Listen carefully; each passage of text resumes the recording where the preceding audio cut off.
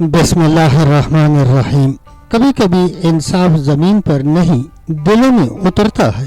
یہ وہ لمحہ تھا جب حضرت علی رضی اللہ عنہ کے فیصلے نے سب کو خاموش کر دیا۔ حضرت علی رضی اللہ عنہ نے فرمایا، تو نے گڈریے کا مطالبہ پورا کیا اور گڈریے نے تیری ضرورت پوری کر دی تھی۔ تجھے خیال نہ رہا لیکن تجھے حمل ہو گیا۔ 2 دن بعد فلاں مقام پر تو رفع حاجت کے لیے گئی تھی۔ عورت نے کہا، ہاں گئی تھی۔ آپ رضی اللہ عنہ نے فرمایا، واپسی پر تجھے شیطان ملا تھا؟ عورت نے کہا، نہیں علی، میں نے شیطان کو کبھی نہیں دیکھا۔ آپ رضی اللہ عنہ نے فرمایا، رفع حاجت سے واپسی پر تجھے اس حلیے کا ایک بوڑھا آدمی ملا تھا جس کی بوئیں آنکھوں پر گری ہوئی تھی، کمر جھکی ہوئی تھی، رنگ کالا تھا، سفید کپڑے پہنے ہوا تھا، ایک ہاتھ میں دانوں والی لڑی کی تسبیح تھی اور دوسرے ہاتھ میں بڑا سا ڈنڈا تھا۔ عورت نے کہا، ہاں ایسا شخص ملا تھا۔ آپ رضی اللہ عنہ نے فرمایا، وہی شیطان تھا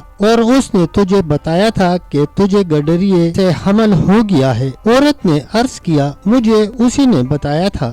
آپ رضی اللہ عنہ نے فرمایا، یہ بات سن کر تو رونے لگ گئی تھی اور اس نے تجھے ان الفاظ سے تسلی دے کر بتایا تھا کہ مقدسی کا نام لے کر قافلہ والوں کو بتا دے۔ تو نے قافلہ میں واپسی کے بعد واویلا کر کے قافلہ والوں کو بتایا۔ عورت نے کہا، بالکل اے علی، ایسے ہی جیسے آپ نے فرمایا ہے۔ ایسے معلوم ہوتا ہے جیسے آپ قافلہ کے ساتھ تھے اور میرے قدم پہ قدم آپ میرے سایہ کی طرح تھے۔ آپ رضی اللہ عنہ نے فرمایا، اے ابو حفص، اس جوان نے شوق عبادت میں انتہا پسندی سے کام لے کر اپنے آپ کو عورت کے ناقابل بنا رکھا تھا، اور اس نے جو آپ کو امانت دی تھی اور جو اس وقت آپ کے پاس ہے، اس میں اس کی انتہا پسندی کا نتیجہ ہے۔ اس نوجوان نے اپنا اعلیٰ تناسل کاٹ کر اسی ڈبیا میں رکھا ہوا ہے جو سبز ریشم کے کپڑے میں لپٹا ہے۔ پہلے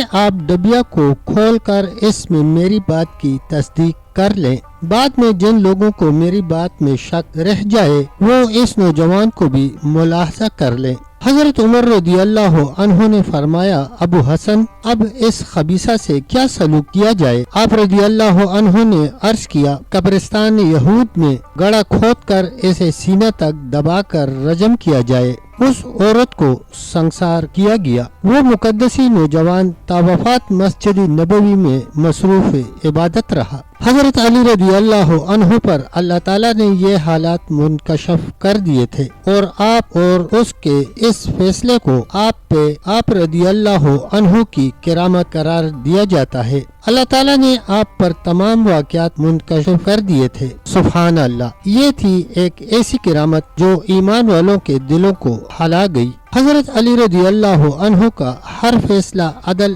حکمت اور نور سے بھرپور تھا۔ اللہ ہمیں بھی حق بات پر قائم رہنے اور انصاف کرنے کی توفیق عطا فرمائے، آمین یا رب العالمین۔ پیارے دوستو، اگر آپ کو لگا کہ سچ ہمیشہ جیتتا ہے تو کمنٹ سیکشن میں سبحان اللہ ضرور لکھیں۔ تب تک کے لیے اللہ حافظ، اللہ نگہبان۔